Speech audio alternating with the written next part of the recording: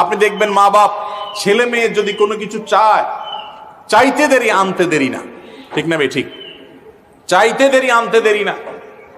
প্রবাসে যদি বাবা থাকে, বিদেশে যদি থাকে, তো কোনো কথাই নাই। বাবা কি লাগবে শুধু বলো, মোবাইল একটা চাইলে 3টা দিতে রাজি।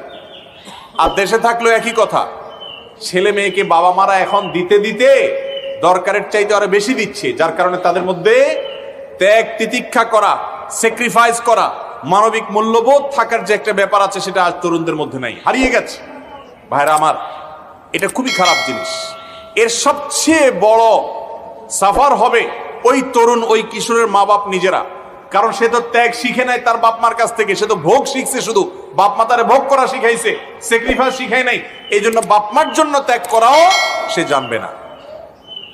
আজ ঘরে ঘরে দেখা যায় যে আমাদের ছেলে মেয়েরা মা বাবার কথা শোনে না। কেন কথা শুনবে? কারণ মা বাবা তো তাদেরকে শুধু ভোগ শিখাইছেন, ত্যাগ শিখান নাই।